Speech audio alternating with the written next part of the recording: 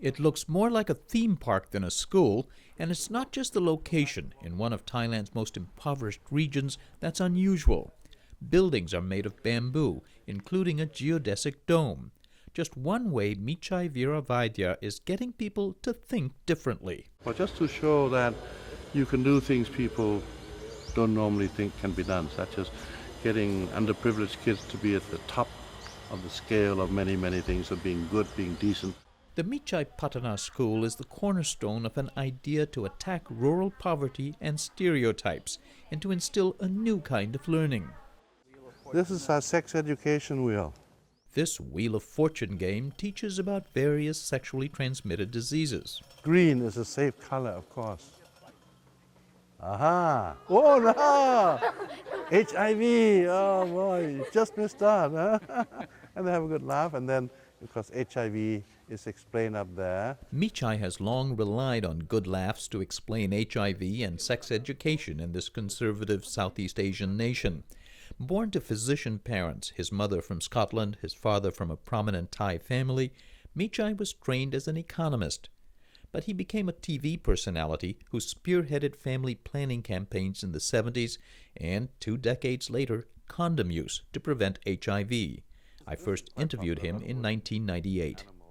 We said, look, one must not be embarrassed by the condom. It's just from a rubber tree, like a tennis ball. If you're embarrassed by the condom, you must be more embarrassed by the tennis ball. There's more rubber in it.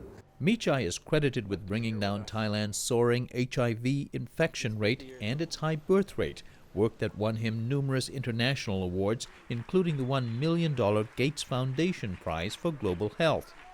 Dr. Malcolm Potts, former head of the International Planned Parenthood Federation, says it changed the future of Thailand. In 1960, Thailand and the Philippines had about the same population, about 60 million people, 50 million people. Today, the Philippines has 94 million people, and there's a lot of poverty. Thailand has 1.8 children per family. It's got about 68 million people, and it's making progress. Potts was an early collaborator with Michai. He says population stability was an economic stepping stone. I think it's a seamless evolution. Michai, at least in the past, used to talk about fertility-led development. Thailand, now considered a middle-income country, faces a different crisis that Michai is attacking, a growing economic gap between its rural and urban areas that forces young people to leave the farms to find work. On a beach resort once owned by Michai's family, it's now run by a non-profit group he founded, is a garden of so-called intensive agriculture. He wants to develop appropriate, sustainable technology to increase incomes in farm families. This is the new style condom. This is the poverty eradication condom. The unusual metaphor aside, he says these recycled bags of potting soil can grow produce, in this case cantaloupes, with a minimum of water and space and maximum profit. You grow it 4 times a year, so that's 24,000 baht. That's just under $1,000 for this much space. Nearly as good as marijuana. Might be even better. Don't have to share with the police either.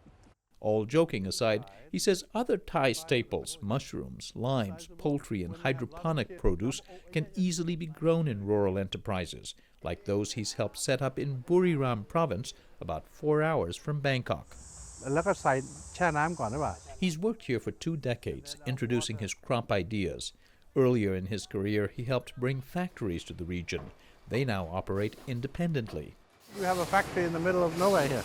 This shoe factory was started with international grants. It now provides work for 140 to 200 people, producing mostly for the multinational Bata Shoe Company. We help from Canadian money again to provide a loan for them to establish a factory building, and then help to get Bata to come in, rented the machinery, and then bought the machinery, and they've been on their own for about 15 years. A short distance away are buildings once used to train people to raise livestock. Now they are factories, making braziers in this building, ice skates in the next. How could you imagine an old chicken pen and an old pig pen making this stuff, or braziers? Was it really a tough sell at first? Oh yeah, took 7 visits. They did it out of pity at first, and then they realized it worked. And when we bring somebody new down, they can't quite fathom it and how can it be done, because they have been so used to the perception that you do everything like this in Bangkok, in the city. The factories provide livable, if not lucrative, wages and social benefits. But to truly transform rural communities, Michai says it will take new approaches to education. And that's where the Bamboo School comes in. It's now 3 years old, serving grades 7 through 10. Funds to build it came from profits from his resort, the Gates Prize money, and corporate donations. Longer term, the school is developing its own vegetable farm, a key part of its business strategy. So when this is up and running and flourishing, the cantaloupes and the limes will be paying Yes, the teacher salaries here. amongst other things we do, yes. The motto here is, the more you give, the more you get. Aside from academics, every student and family face strict work requirements. The parents do community service and the kids do community service, and for every lunch time or meal time, you have to do 1 hour's community service. So their payment is in providing help to other people. That's their school fees. As part of their service, these students were preparing lesson plans to teach younger children in a nearby government school. It's part of their training in leadership and critical thinking, and a departure from the rote learning standard in most Thai public schools. The teachers are here to teach us, but they're also like friends, like an older friend that you can go to for advice, not just about what you're learning. My parents are rice farmers, and I expect my future to be quite different because I want to become a doctor, and I believe I can do that. I've learned new ways to help my parents, who are used to doing agriculture the traditional ways, and I can help raise their income. And because students at Michai School regularly volunteer, they feel connected to their rural communities, says teacher Nantina Saninchai. She predicts 2/3 of them will create or find jobs here. So a number will stay here.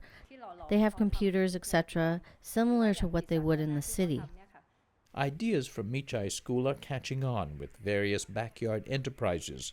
On weekends in the village of Banong Takem, children collect litter in exchange for spending time online at a community center or in a toy and book library. Parents prepare food and hand out that parents are around for their children. ดีขึ้นอย่างมากเลยค่ะ 8 years ago, migration was rampant. Everybody would leave, and you only had children being brought up by the grandparents. Now it has very greatly improved. The only road out of poverty is through business enterprise, and this is what we're doing. Teach them, train them, lend them the money, not give them the money, and the business skills. But probably very, very important to go with the two is community empowerment. And you need to start it young. Yes, start them young. When you start learning how to give when you're young, when you get older, it's second nature. Just like stealing. Start young, you keep on stealing forever. Ask my politicians.